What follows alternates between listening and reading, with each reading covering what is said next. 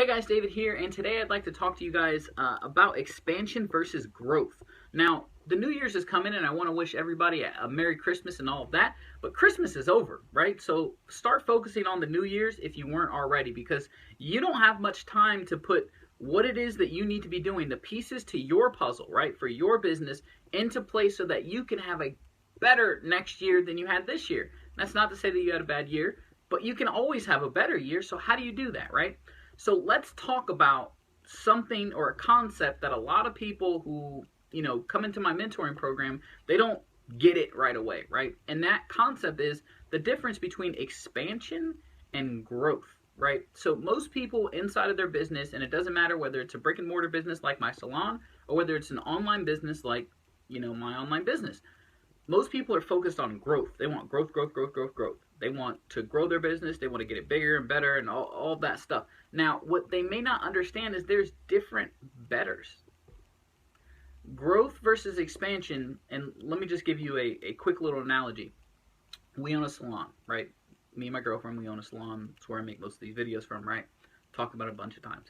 Now, if I owned a salon in a shopping mall, I don't. This isn't a shopping mall. But if I owned a salon in a shopping mall and the people next door moved out, and I knocked that wall down and I built out my salon into that new space, right? I added square footage. That's growth. I just grew. But that doesn't necessarily mean that I've expanded. And what I mean by that is when you go to expand, you take what business it is you are in right now and you expand upon it and go into different segments of different markets perhaps, and that you are trying to draw more customers in through different ways and different opportunities you have to introduce what it is that you do to them. I know that sounds a little bit complicated. Basically, if you knock down the wall and you go next door, that's growth. But if you said, there are a lot of people in these different communities, in these different office parks maybe, who need haircuts.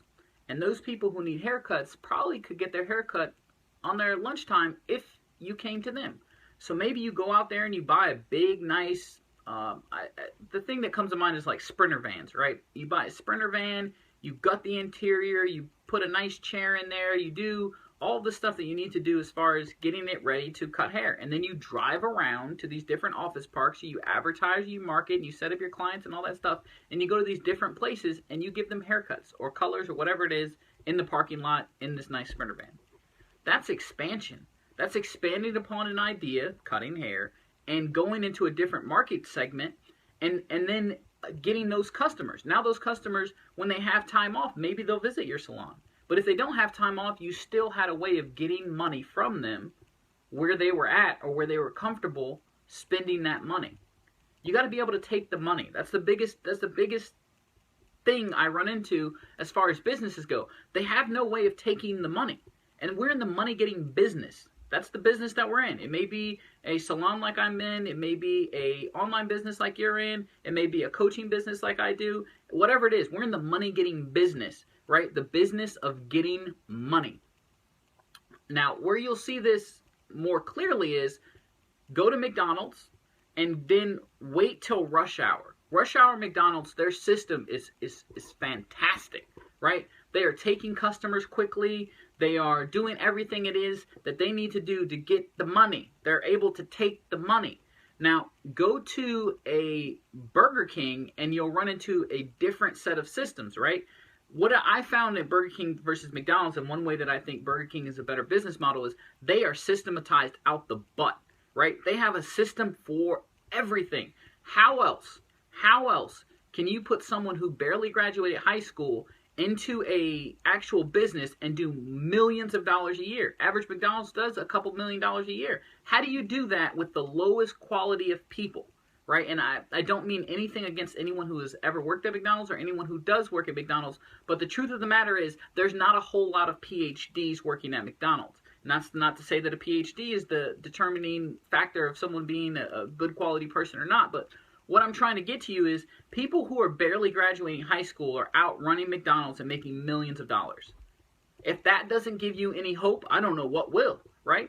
So it's about the system. It's about getting everything systematized in the best way possible to take the money. If you go to Walmart, and I try not to go to Walmart, right? I really hate Walmart. But if you go to Walmart, what you'll find is that there's always 9,000 lines that could be open, but there's only 3 open. There's only 3, right? You go to a bank, there's 9,000, I gotta fly in here. There's 9,000 different tellers, right? Stations, but there's only 4 or 5 tellers open.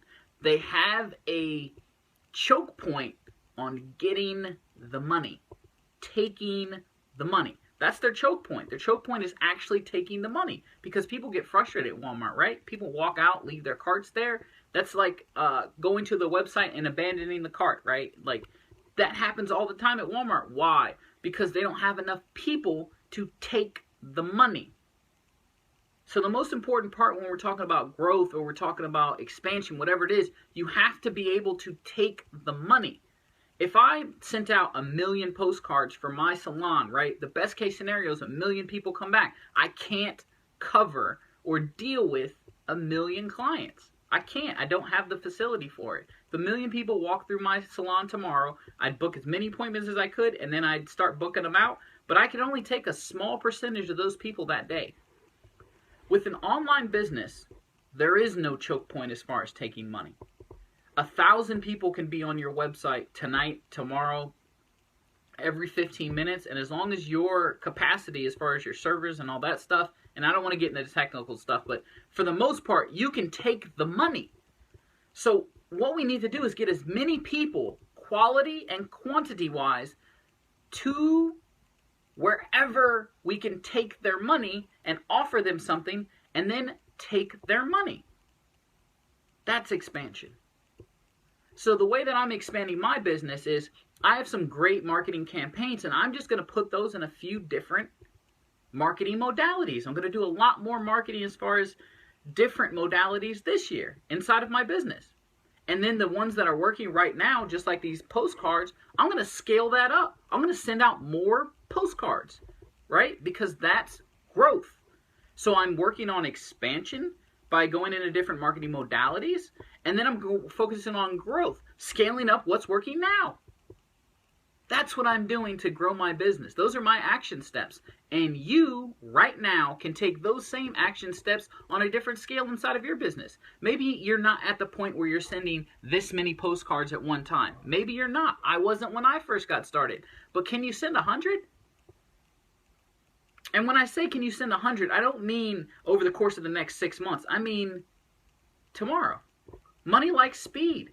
Who out there says, I want to join the guy who's not growing at all? The guy who it's taken him 5 years to make $10,000 online, I want to join that guy. I want him. Money loves speed. So if you want to make a ton of money, right? And let's not confuse this, because people out there are going to tell you that they don't want to join get-rich-quick programs, right? They don't want to do get-rich-quick things. Those are the people I avoid at all costs, because who wants to get rich slow? Who in their right mind says, yeah, I can make $100,000 this month, but I don't want to do that. I want to take the next 15 years and try to make $100,000. You're crazy. I want a get-rich-quick program. I'm in a get-rich-quick program. My goal in the beginning of this, right, was to show you how quick I could make 10 grand. I blew past that immediately. Why? Because I took massive action, and the business that I'm in converts, right? So I have a little bit of knowledge as far as how to do this, but most importantly, I took the action.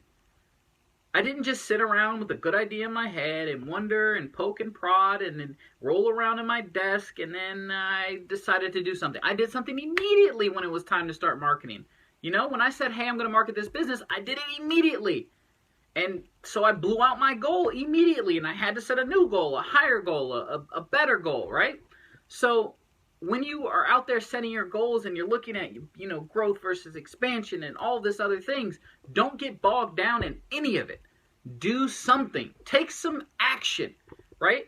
So increasing that, let me talk to you about some of the action that I'm going in and that I've done so far.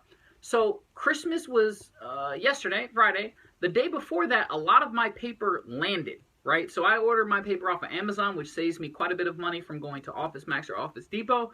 And I'm able to order more paper at a cheaper price, which means that I can mail out more for less, right? Basically. So What I did was I ordered a ton of paper, right? My goal was to mail out, over 10,000 a week, get to that goal. So, and long term, right? 10,000 a week every single week, right? 40,000 plus postcards a month. My goal, right? Doesn't have to be yours, mine. So I know that I want to do that. I know that my choke point here with this whole system is ordering the paper and getting it, and ordering the list and getting that. So I know that I need to start taking care of the bigger parts of this puzzle if I'm going to solve this problem. Does that make sense? So what did I do? I ordered a ton of paper, right? And the paper came in on Thursday, right? I got home from work on Thursday. I got all the paper, right? Everything's closed on Friday, so I didn't do anything. Today is Saturday. What did I do today? Did I sit on my butt and think about my next holiday, which is New Year's? Did I think about all the things that I could be doing inside of my business? No, I took massive action today. What did I do? I took all of that paper, all of it, plus the paper that I had here printed out that I showed you guys, and I got it done, right? So I got it printed out, and not only did I get it printed out, I got it cut. So right here, and you'll notice that the boxes are changing. So let me stand up because this actually is a pretty big box. So what we did here, right, is we got the 10,000 postcards cut. I got them cut. I got them done. So what we have here is over 10,000, right? You can see this. Over 10,000 here.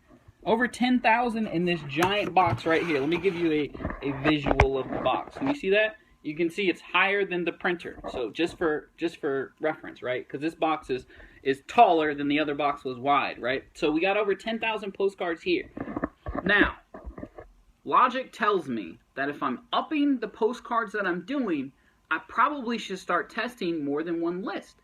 And the reason why I should get into more than one list is because if I'm mailing this many postcards, I'm going to run through the list too fast, right? And any segment of list, any list that we get, we're never going to mail the whole list. It's never going to happen because parts of that list are going to be useless to me, right? Because as we're mailing, we're going back in time, right? So when new mailing list comes out, it'll be like 4,000, 6,000, 10,000, something new customers, right? So if I'm doing 10,000 a week, then I blew through everything that they did that quarter as far as customers go. I've mailed all of them. So then as we go, we're actually mailing back in time. So I'm mailing people in 2010, 2009. Now we know that 1% of postcards aren't even going to get there. They're not going to get there at all. And the reason they're not going to get there is people move, people, unfortunately, they die, and a percentage of the postcards just aren't delivered, right? We've all mailed something, and then in our life, if we're older than, 2, we've all mailed something at some point and it didn't reach where it was supposed to go. Where is it? No idea, but it didn't get there. So we know that some of that postcard aren't going to get there. Some of the postcards are going to get there later. Some of the people aren't going to go to the website. Some of the people are going to go to the website later. Then some of the people are going to go to the website now. Some of those people go to the website now are actually going to buy now. Most of those people aren't going to buy. They're actually going to end up on your list, which is why follow-up is so important. But let's take the first part of this. So I'm mailing this many more postcards. What that means is I need more lists to be onto in case one of these lists falls off. So one of the lists, if it stops being responsive, I need to immediately shift to another list so that I'm mailing out the same quantity that I need to reach my goals. So what do? We go get a new list. So this right here is a 2,000 test that I'm going to do on a new list. I'm going to test it out. And the reason is because this is a big list, and if it works, then I have another couple 100,000 postcards that I can mail. As we go back in time, I can mail a lot of those before it becomes unresponsive. Hopefully that I can mail for an entire quarter before the new names come out. Then I can mail the new names and then go back to the list and start mailing back. And that's how you do postcard marketing. So I'm doing a 2,000 test here, right? But what's below that? Now these are all done, right? I don't want to, and I got this in the other video, are they all stamped and labeled sometimes, when I show these postcards. So I'll tell you if they're not. But these are all stamped. These are all labeled. Anywhere that I grab a chunk, you'll see the stamp and the label, right? So this is a 2,000 test. It's done, right? This is going to go out. So now that we're on to a new list, what does that mean for the old list? We keep mailing it. So we're on, we have another list that is doing really, really well for us. So we got 3,500, a little bit over 3,500 postcards in this, right? Already done. Why? Because I'm trying to mail more. So I have to have them already done. So we add another 3,500 in here, right? So that's 2 right? But that's not the goal. The goal is to get to this 10,000 over here, right? So how do we do that? We start over here. What is this? This right here, and excuse the mess, guys. I'm sorry. But this right here, as you can see, are another 3,000 plus or minus that are already stamped, right? So we can see right there, these are stamped, right? We can see that these are stamped. All these stamped. In here, stamped. Underneath, stamped. All the way down, stamped. So all these are stamped. These are getting ready for the list that's coming. Now, if I was trying to do this slow, I may mail out a little bit of this, right? And I'm just trying to get comfortable, I'm sorry. I may mail out a little bit of this at a time. I may start here. I may mail a little bit here. I'm a little bit there. Surefire way to go broke, guys. Surefire way to go broke, right? And not only that, it's frustrating, right? You guys out there who are mailing like 400 or 500 at a time, you're never going to make it. And the reason is because if you're mailing less than 2,000, how do you test that? Right? And that's something that may have never occurred to you or may have never been taught to you. But if you're mailing out 500 or 600 postcards and in general a test is 2,000 to 5,000, how do you know that you're onto a good list? I hope your wheels are turning. How do you know you're on a good list? How do you know what it is that you're doing right now is working and your campaign is going to become profitable if you're mailing out 200 at a time? You're running your numbers off of 200?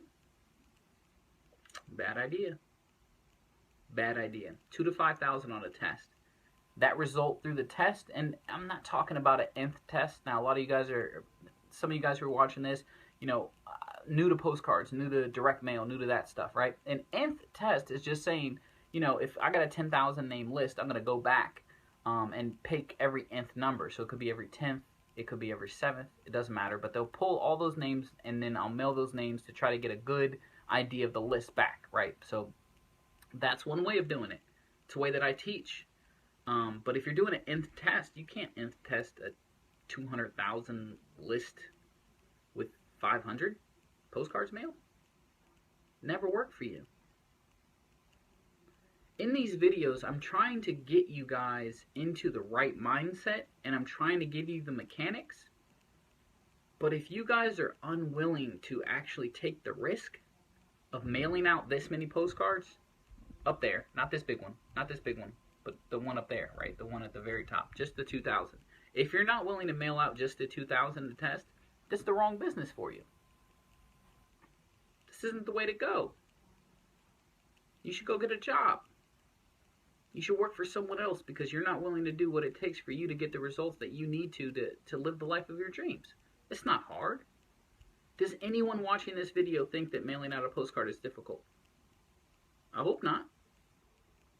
None of this is really difficult, right? And everyone wants to make money, but most of you won't do what it takes to make money. It's not that you can't. It's not that I haven't shown you. It's not that I haven't gone through step by step on exactly how it is I do what it is that I do. I'm even coming out with a book on how to do it. And there's still going to be a bunch of people who don't. It's not because you can't. It's not because, no one's doing it. I'm doing it. There are people just like me. There are people mailing out hundreds of thousands, if not millions of postcards a month. Killing it. Why aren't you? And before you tell me that you don't have enough money, right, that's a resource. Nah, it doesn't work like that. The thing is, you can be resourceful with no resources. You can use someone else's resources. You can use a credit card as resources, right? And why don't you use a credit card? Because you're uncertain. The reason why you won't max out your credit card like I did when I got started is because you're unsure of yourself. You're not sure you're going to make the money back. So you don't want to take the risk. You got to shoot to miss. You have to. The famous quote about Michael Jordan, how many shots he's taken and why he is what he is and how many he's missed and all that stuff, just look it up because I don't know it off the top of my head and I don't want to make it up. But it's a really good quote. He's taken so many shots and all this other stuff and, missed this many times and all this other stuff. And he's still who he is. He's still the greatest basketball player to ever live. because he took a chance. This isn't a lottery system. This isn't a get-rich-quick scheme in the sense of you don't have to do anything, that you just get started and then you're automatically rich. It's not how it works. It's not how I built my salon. It's not how I've scaled up to this amount of postcards. You guys have seen this on a week-by-week basis, a month-by-month basis, the increase in growing as far as how many postcards I'm mailing. You've seen all that. You've seen the traffic as far as increasing with solo ads. I don't show you guys the magazines because it's not really that important. But, you know, I've showed you all this. You've seen it all. You've seen me do this. And if you haven't seen me do this, go back 4 or 5 weeks on this channel and then just start watching the videos and then watch it grow. You can do this, guys. Just take some action steps. Write this stuff down. Get an actual goal. Don't call it a New Year's resolution. Get a goal together and then start working it before next year. Put all the pieces in place. I'm not waiting for anybody. No one. I'm moving, and I'm moving on. If you would like to join me in business, click the link below. If you'd like to learn how it is that I'm doing what it is that I'm doing, click the link below. Get started. It's not going to get any easier. Traffic's not going to get any cheaper. Traffic is always going up. Stamps now cost more than when I first started. It's not getting any cheaper. Best time to mail postcards was 10 or 15 years ago when it was cheaper. The next best time is now, because it's not getting any cheaper. So if you'd really like to make 2016 the best year ever and make the most money you ever have online or offline or whatever it is, the most money just ever, right? If you'd like to have $100,000 months, those are coming for me. $100,000 months are coming. I have no problem telling anybody that because I'm doing the work. So I hope this video helped you guys out. And if you're serious, right? Not if you're joking, but if you're serious and you really want to make this money, you really want to take your business to the next level, you really are tired of sitting on the sidelines of life, just click the link below and get started. I'll show you how I'm doing all this. You can do it too. Talk soon.